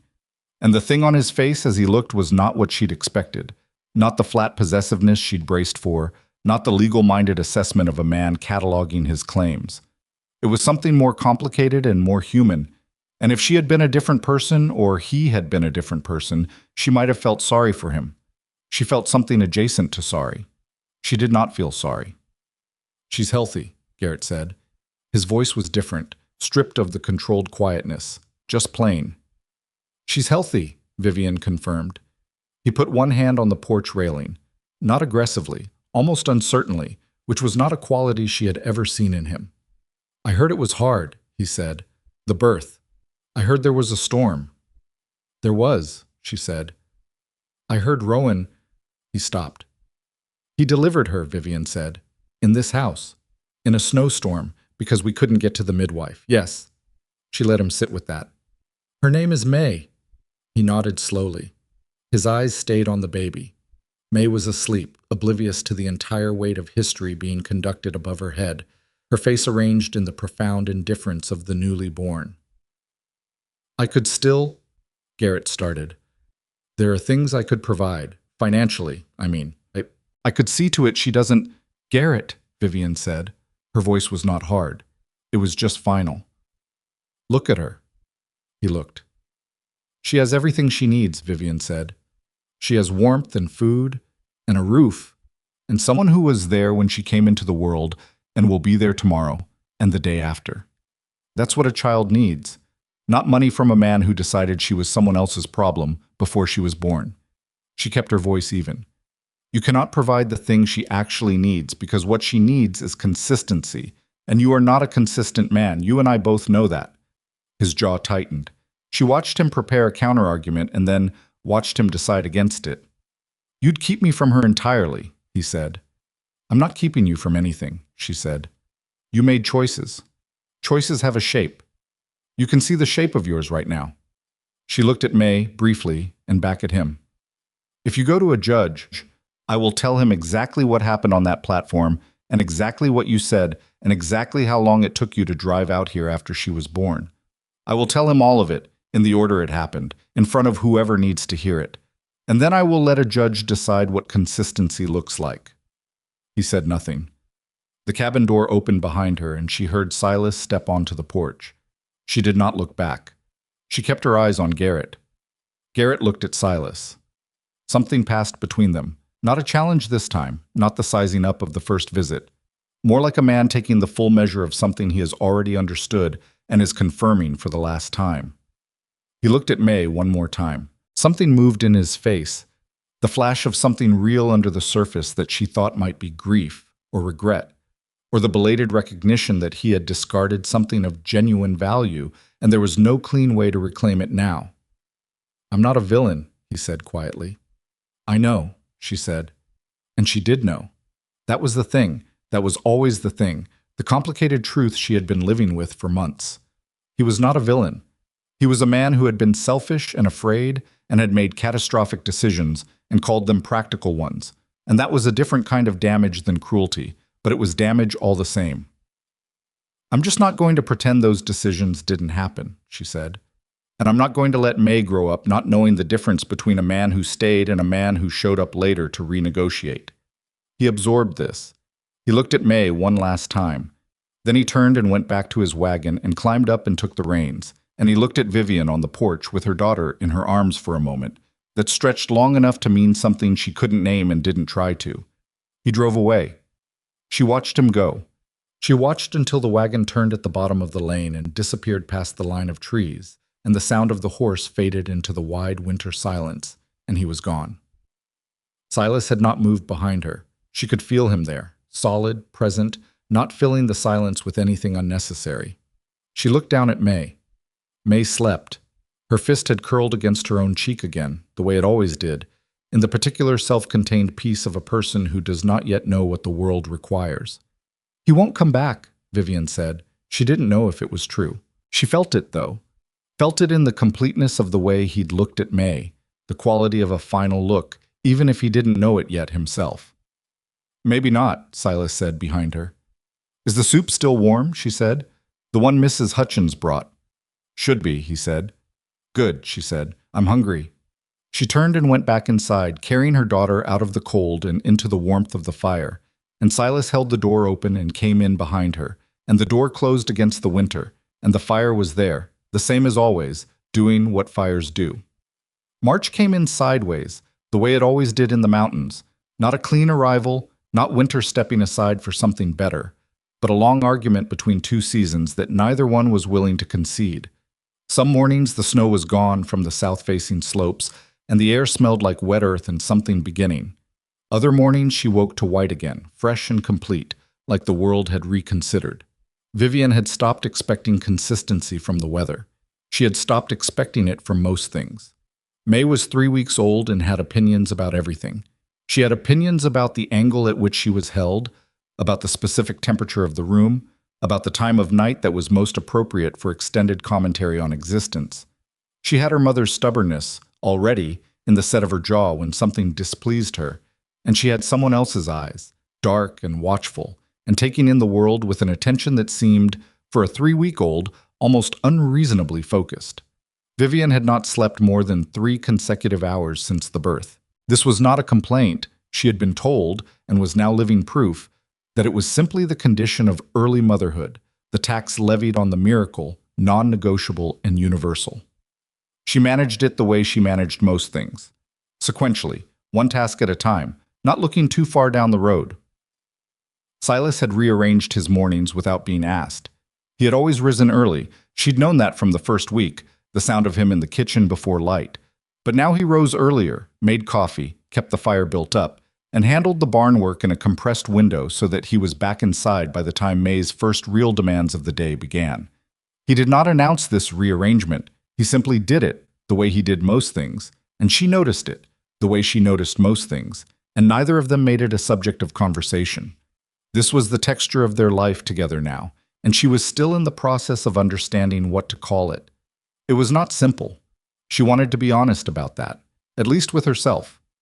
It would have been easy, and false, to say that everything had settled into some obvious shape, that the weeks since May's birth had answered all the questions she'd been carrying. They hadn't. There was still the matter of her $4, though that number had grown somewhat, because Cora Bliss had continued to send her mending work, and Mrs. Hutchins had recommended her to 2 other women in the valley, and she had spent the hours between May's sleeping spells at the table with needle and thread, building something small but real. There was still the matter of the lawyer in Harrow, Price, the man Silas had written, who had sent a letter back saying he'd reviewed the situation and that Garrett Hale's legal position was weaker than he likely believed. But that weaker was not the same as absent, and they should be prepared for the possibility that he would try something formal before he gave up entirely. She kept that letter folded in the top drawer of the chest in the bedroom. She read it sometimes, late at night when May had finally gone back to sleep and the cabin was quiet. Not because she needed to read it again, she had it memorized, but because holding it made the situation feel less abstract. Manageable things can be held. She had learned that early. What she had not yet managed to hold, or name, or look at directly, without something in her chest doing a complicated thing, was Silas.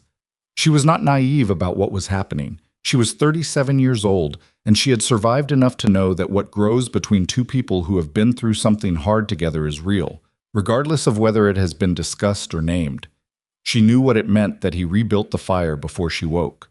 She knew what it meant that he had sat in that chair all night when May was born and had not made it mean anything afterward, had not used it as leverage or currency, had simply filed it under things that needed doing and moved on.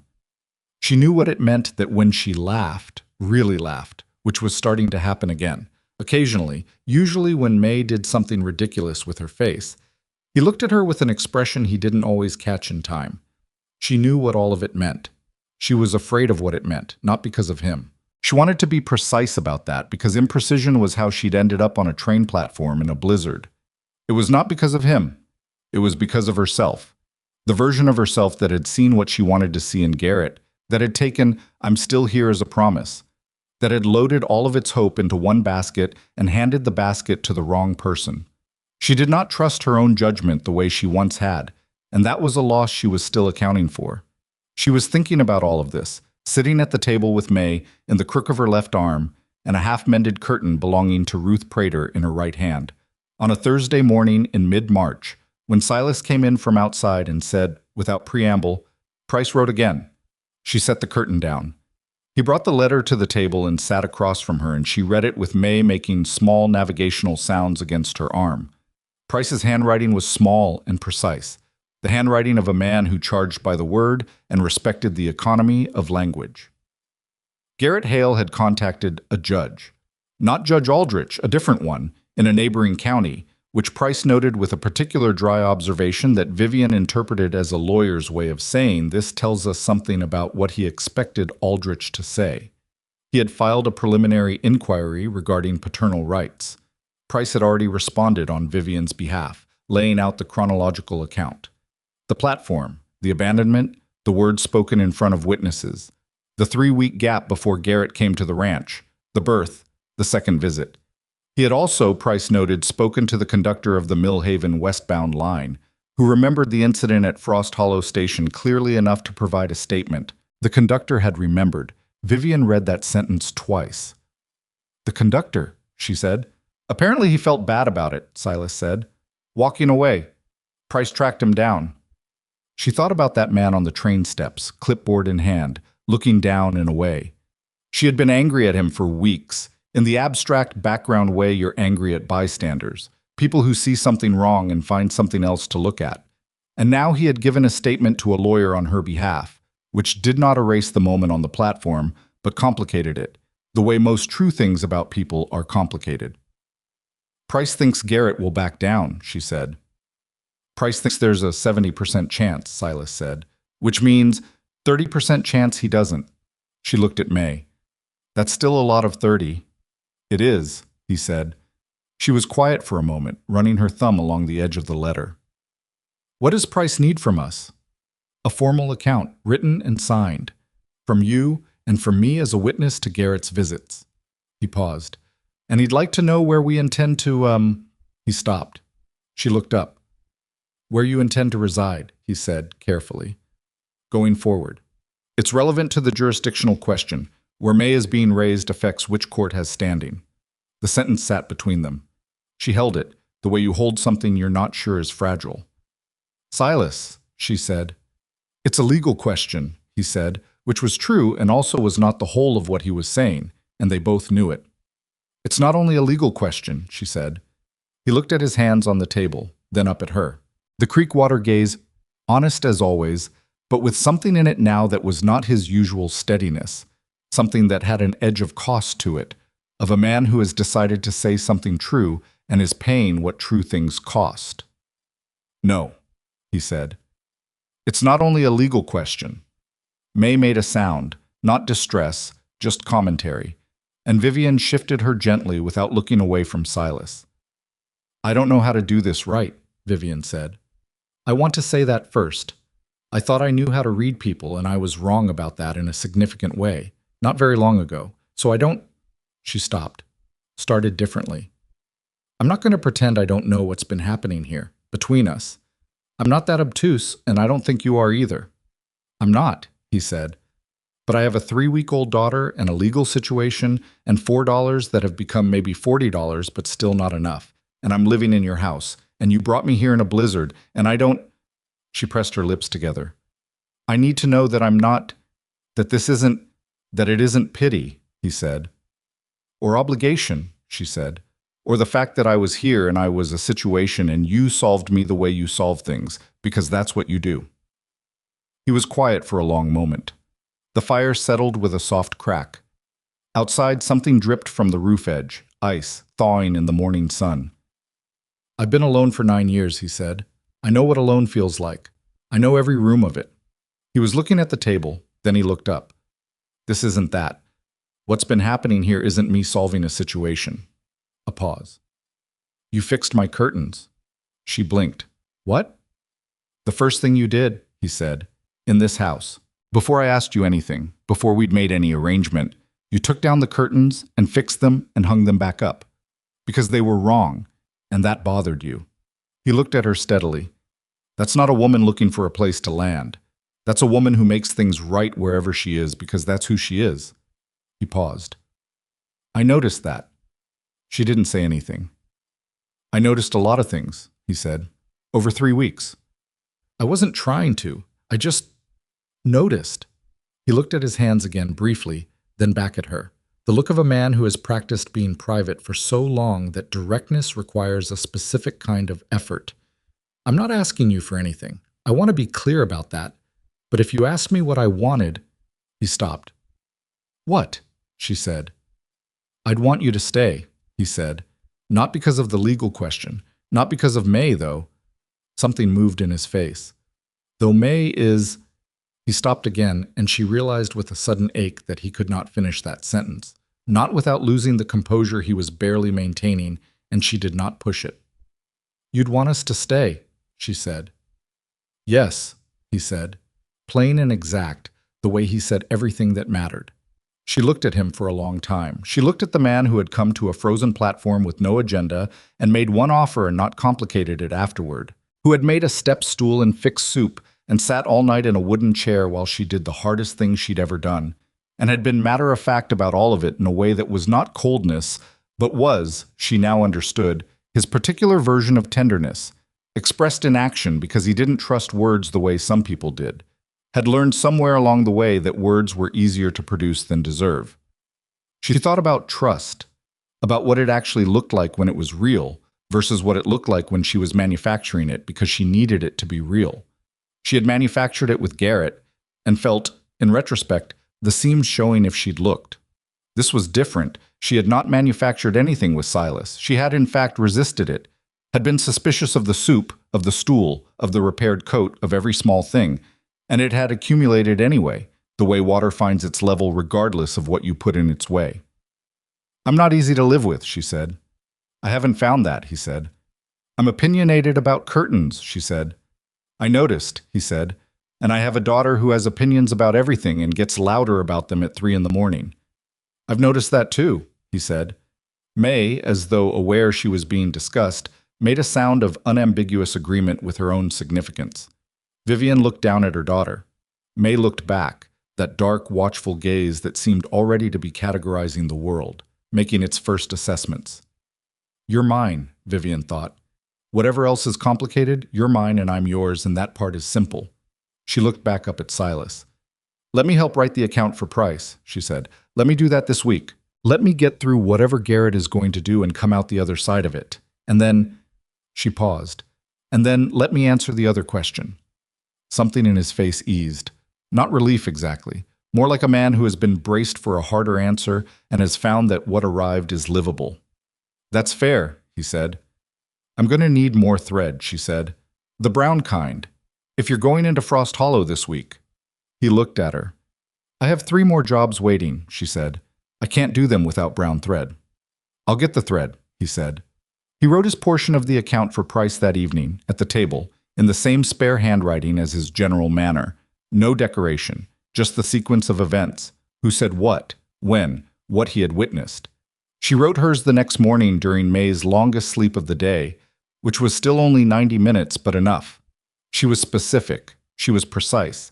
She wrote down Garrett's exact words on the platform, the ones she had memorized and replayed for weeks, and seeing them in her own handwriting on paper made them smaller somehow, less able to fill a room. She sealed both accounts in an envelope and addressed it to Price and Harrow, and when Silas went to Frost Hollow for feed and brown thread, he took the envelope with him. 3 weeks later, Price wrote back. Garrett had withdrawn the inquiry. No explanation given, Price wrote, which was also informative. A man with a strong case does not withdraw without explanation. A man who has been shown the shape of his own actions from the outside, by a conductor's statement, by a woman's precise accounting, by a 9-year rancher's spare and unembellished witness, sometimes decides that a courtroom is not the room he wants to be in after all. Vivian read the letter sitting on the porch in the April sun. May in her lap, 6 weeks old now, and following light with her eyes, tracking the movement of shadows with an attention that was startling in its focus. She read it twice. Then she folded it and put it in her dress pocket and sat with the sun on her face. It was not triumph, what she felt. She wanted to be honest about that. It was something quieter and more durable, the particular relief of a weight that has been set down, Not because someone took it from you, but because you carried it long enough and far enough that you arrived somewhere you could put it down yourself. She heard the barn door and Silas came across the yard, wiping his hands on a cloth, and he looked at her face and said, "Price's letter?" "He withdrew," she said. Silas stopped, nodded slowly. "Good," he said. The word landed with all the weight of its understatement. "Sit down," she said. "The sun's actually warm today." He sat on the step below hers, which put him slightly lower, his forearms on his knees, looking out across the yard toward the field where the snow had finally and apparently permanently retreated to the shadows under the tree line. The grass that was coming up was pale and tentative, the first real green of the year. They sat there for a while without talking. May tracked the shadow of a cloud across the porch boards and made an observation about it. "I've been thinking about the other question," Vivian said. He didn't move, didn't turn, waited, the way he waited for everything. "I'm going to keep doing the mending work," she said. "I want to be clear about that. It's mine. I'm not going to be in your house without contributing something that's mine." "I know," he said. "And I'm difficult," she said, "about things being done correctly. The curtains are an example, not an exception." "I've noticed," he said, "and I don't—" She paused, working out the precise thing. "I don't need to be rescued. I've been clear on that from the beginning, I think. I don't want to be a project, something you saved." He turned and looked at her at that, the creekwater eyes level and honest. "You're not," he said. "I need you to know I know the difference," she said, "between choosing something and having no other choice. I had other choices. I could have managed. It would have been hard. It would have been—" She stopped. "The point is, I'm not here because I had nowhere else to go. Not anymore. I'm here because this is—" The word she needed was not a dramatic one. It was, in fact, a small word for a large thing. "Because this is where I want to be." He looked at her for a moment. May reached up and grabbed Vivian's finger with both of hers, the grip startling and decisive, the grip of someone who has already figured out how to hold on. "Okay," he said. She looked at him. "Okay?" "Okay," he said again, the same plainness, and she laughed. Actually laughed, short and surprised, because it was so exactly how he was, so entirely without performance, and he looked at her laughing with that expression he didn't always catch in time, the one that had been adding up for weeks. "I'm going to need a larger workspace," she said, when she'd stopped laughing. "If I'm taking on more jobs, the table isn't big enough." He considered this. "There's room off the back of the barn," he said. "I've been thinking about putting a proper workshop back there. I could build it out, put in a window on the south side for the light." "A window on the south side," she said. "For the light," he repeated. She looked at him, and he looked at her, and between them was the full understanding of what they were actually discussing, which was not windows or workshops, but futures, the kind you build deliberately, with your hands, knowing they will be imperfect, and knowing you will build them anyway. "Spring would be a good time to start," she said. "It would," he said. The days that followed were not simple. She wanted to record that, because the temptation with certain kinds of happiness is to sand it down into something neat and displayable. And this was not that kind of happiness.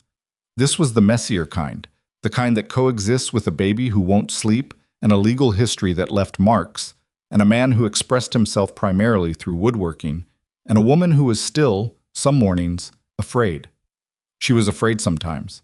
She had decided this was acceptable. Fear was information, not instruction. She could receive it and not obey it. May grew.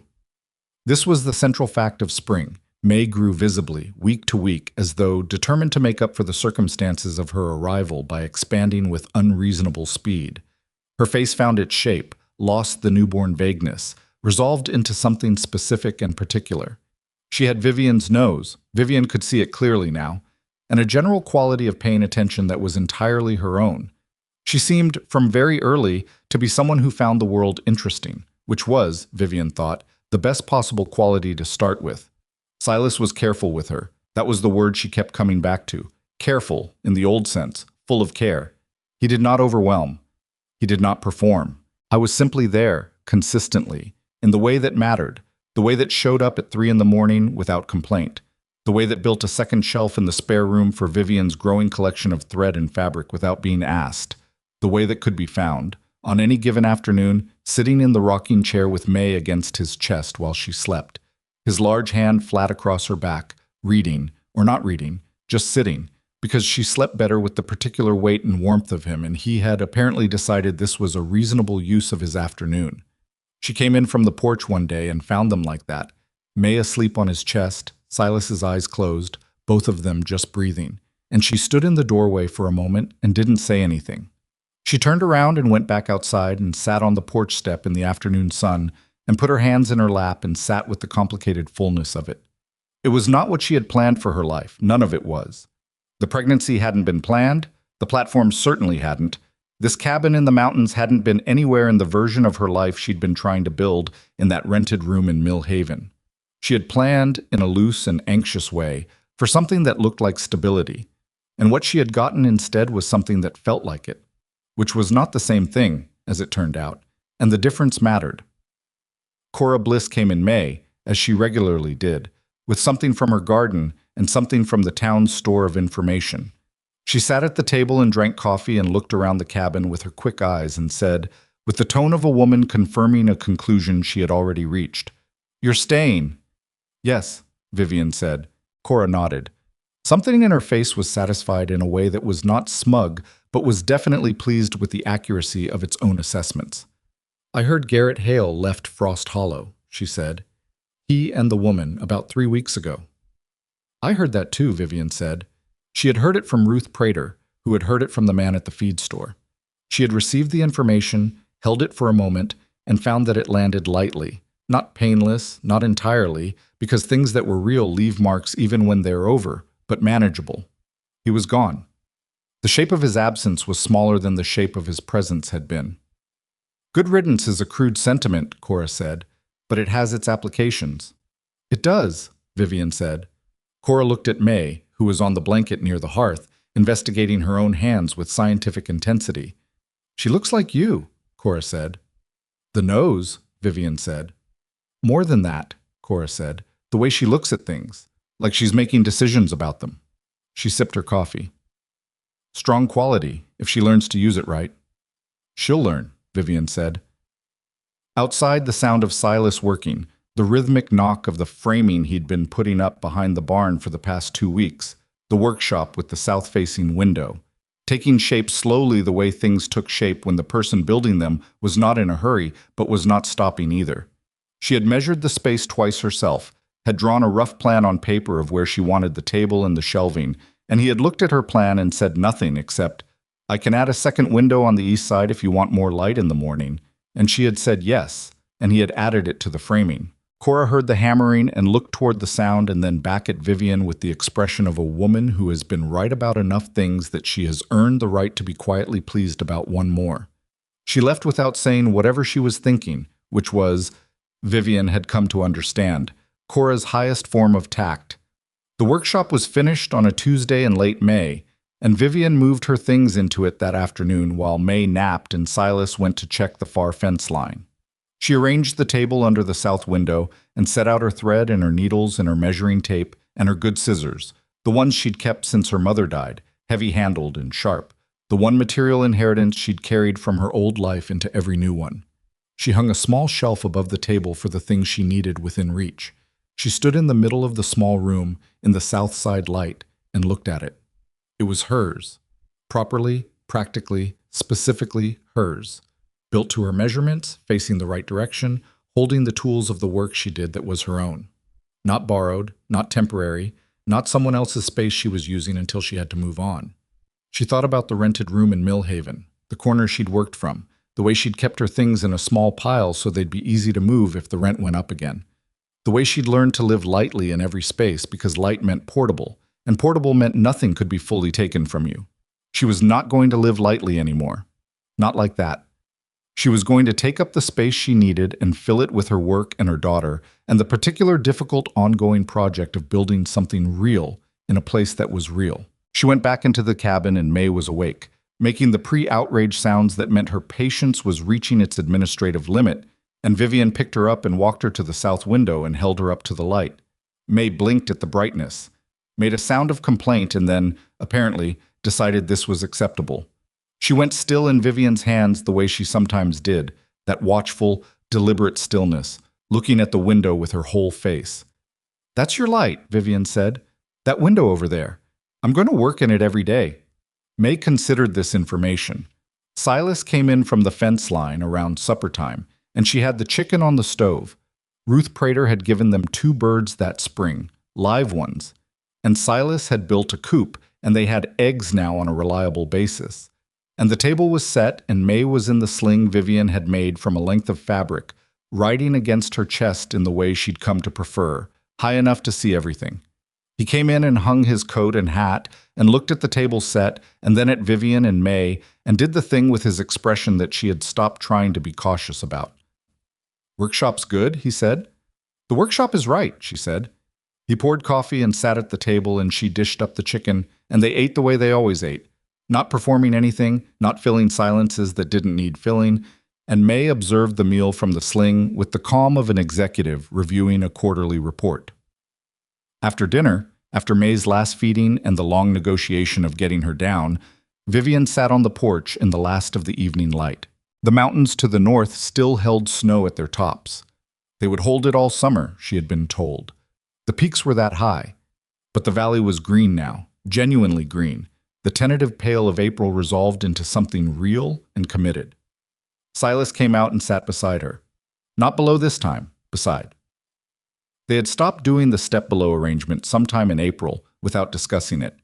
She thought about what she wanted to say and then decided against most of it, because most of it would come out sentimental in the way that diminished things by trying to fully name them. "I wrote my brother," she said instead. He looked at her. "His last address was in a town called Cresson, out west. I wrote him." She looked at the mountains. "I don't know if he's still there. It was a long shot, but I wrote him anyway." "What did you say?" "That I have a daughter," she said, "and that I'm in the mountains north of Frost Hollow, and that I'm—" She paused. "That I'm all right. That he doesn't need to worry, in case he was." She paused again. "I doubt he was, but I told him anyway." "That's good," Silas said. "It felt like something I should do," she said. "Knowing where I am. Having somewhere to tell someone about." She looked at him. "I haven't had that in a long time." He was quiet for a moment, then, "You can put this address in the letter." "I did," she said. He looked at the mountains. She looked at the mountains. The light was going in the way it went in spring, slowly, unwillingly, the day holding on past what winter had allowed, every extra minute of it, a small stubbornness against the dark. She thought about the platform at Frost Hollow Station in February. She thought about standing there in the wind with her suitcase half open in the snow, and no plan, and no money, and the person she had trusted most proving, in 3 words, not my problem, exactly what he was. She thought about that version of herself, cold and afraid, and performing steadiness because the alternative was falling apart on a public platform. She was not that version anymore. She was not far from her either. She did not believe people traveled that far from their worst nights, not completely, but she was not her. She had moved. Not away from something, but toward something, which was different. Toward a south-facing window and a shelf of her own tools, and a daughter who had opinions and a man who built things carefully and spoke rarely, and meant it when he did. It was not a fairy tale.